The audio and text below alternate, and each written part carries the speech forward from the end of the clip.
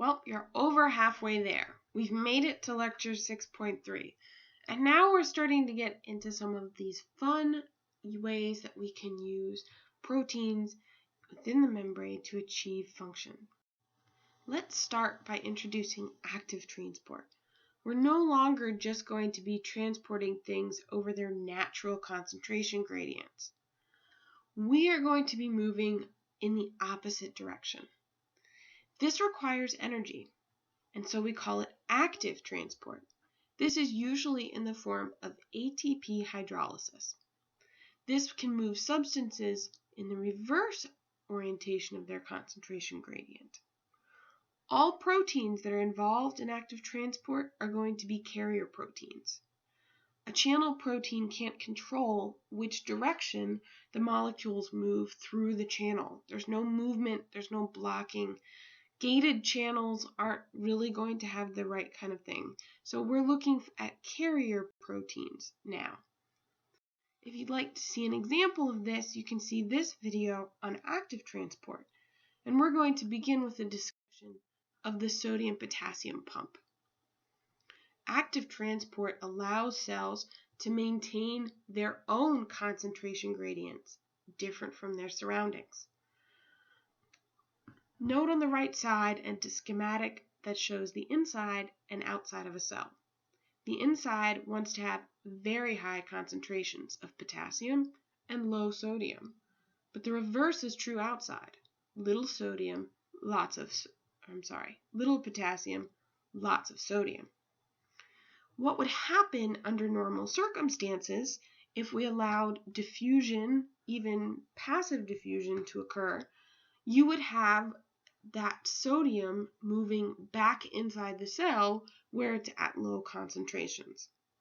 So, in order to maintain this status, the cell has to use energy to keep the concentrations where it would like them to be.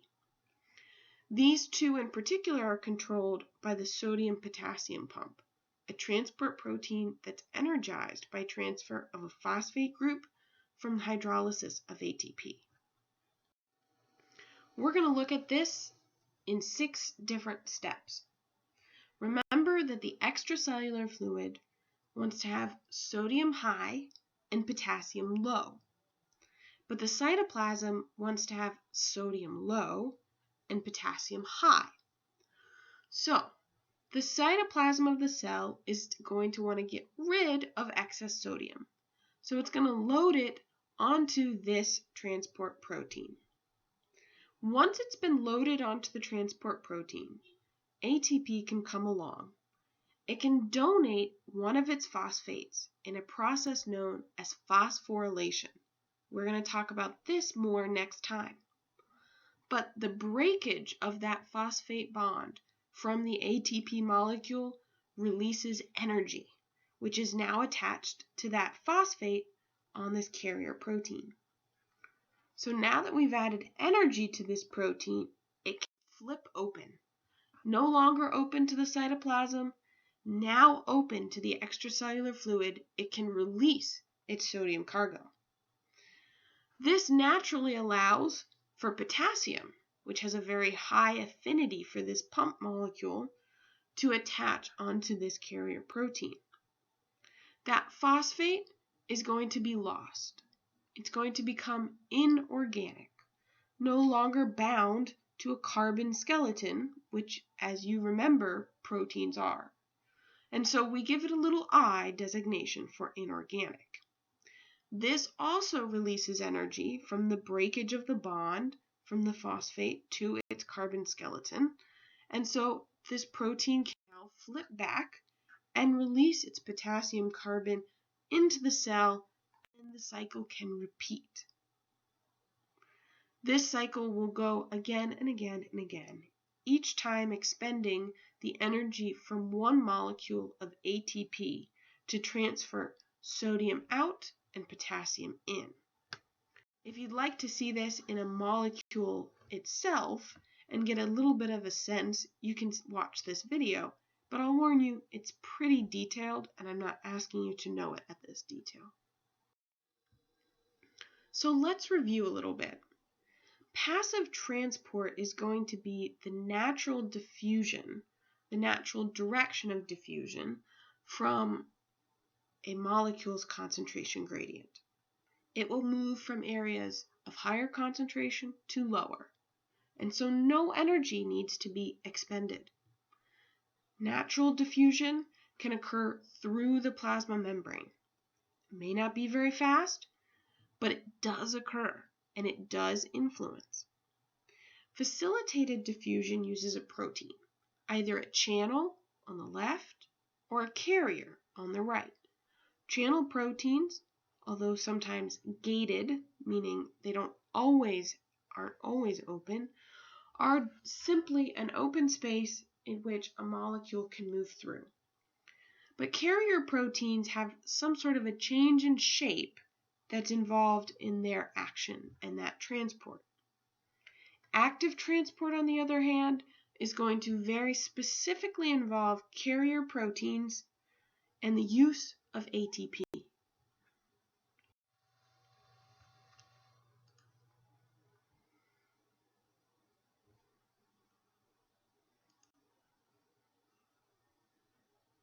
There's a video that you have online to watch called BioFlix Membrane. We get all our energy and organic molecules from food. Before we can use the molecules we eat, they have to enter our cells, starting with the cells lining the small intestine. Let's zoom in to the surface of a cell. The plasma membrane is selectively permeable. Some molecules can move across it, while others cannot. How do materials enter and leave cells?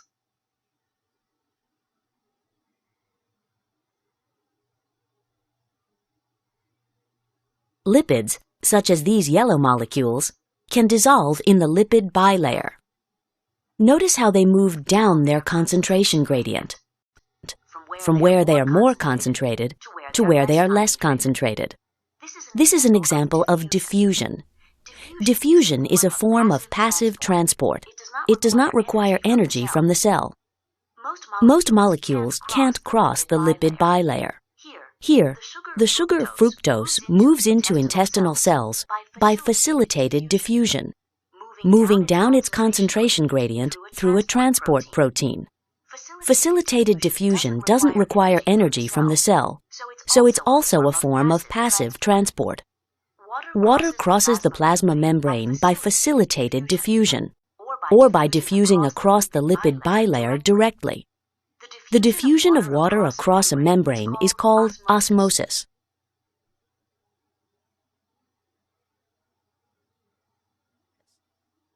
The sodium-potassium pump moves ions against their concentration gradient, from where they are less concentrated to where they are more concentrated. This requires energy from the cell and is known as active transport. Energy from ATP is used to move sodium ions out of the cell and potassium ions in. Another type of active transport is co-transport. Here, both sodium ions and glucose move into the cell through a co-transporter protein.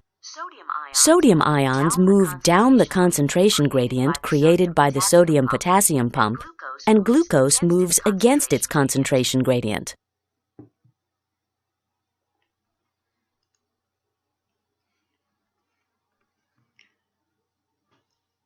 Now let's go ahead and look at some of these pump molecules. And again, this video is online. I highly recommend you watch it again. And I recommend that you go all the way through and watch exocytosis and endocytosis in action. Ion pumps help to maintain what's known as membrane potential. Concentration gradients aren't the only gradients that influence diffusion. Membrane potential is actually going to be the voltage across a membrane. The inside of a cell is going to have a lot of things that are negatively charged, including DNA itself. And as you know, there's a lot of that in the cell. You're also going to keep a variety of other molecules around. Proteins are often negatively charged. That's one of the reasons why the cell likes to have a decent amount of potassium there to help balance out some of these interactions, but it still leaves a difference where the outside of the cell is more positive and the inside of the cell is more negative.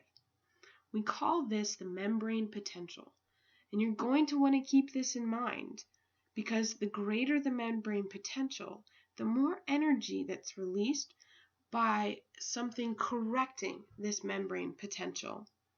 Think cellular respiration. We're going to come back to it. Two forces combined, this electrochemical potential is going to be due to this membrane potential and the concentration gradient, the electrovoltage side and the chemical concentration side.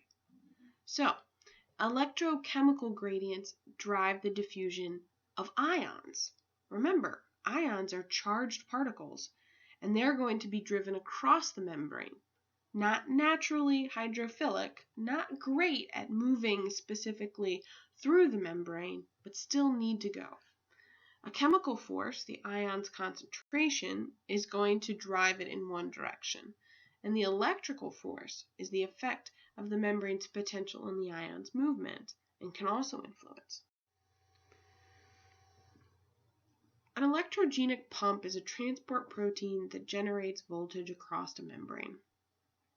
Proton pumps are going to be the kinds of pumps used to generate the energy needed in cellular respiration.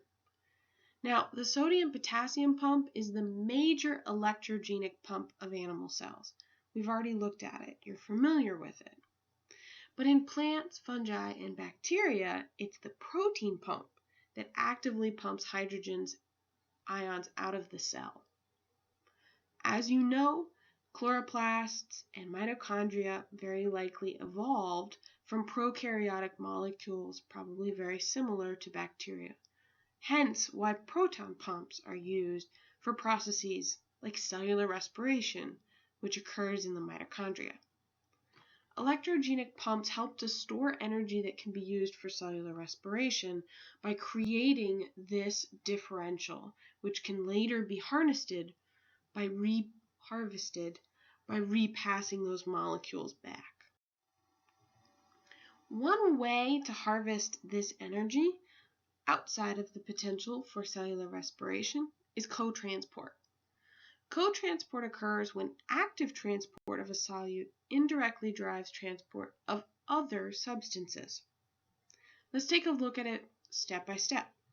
If one molecule of hydrogen is actively pumped against its concentration gradient, remember, I said actively pumped. So it's going to go against its concentration gradient and create a potential energy because it's going to be changing that differential of concentration in this electrochemical gradient. When it flows back down its concentration gradient, which you know it does so passively, it uses that energy to carry another protein with it. In our example, you'll see a hydrogen and sucrose. This process uses the gradient forces of one solute to drive the movement of another with it. Note that this hydrogen gets pumped through the proton pump through the use of ATP. This concentration of hydrogens out here creates that differential potential. When that differential is naturally diffused back down through the help of this cotransporter molecule through passive diffusion, it can carry with it a sucrose because the energy created by this differential can help to carry these through. So I would like to know, you're studying a protein pump in the lab. What should you order to make sure that this pump will operate?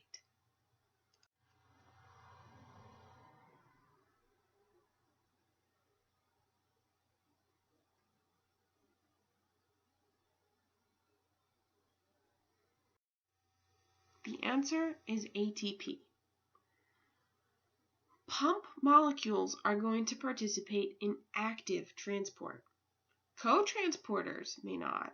Cotransporters are passive, but the pump, which perhaps might bring to mind the idea of an actual energy requiring process, a pumping mechanism, requires ATP for energy to pump a molecule in the opposite direction of its concentration gradient. We're going to finish our material in 6.4 with a discussion of bulk transport.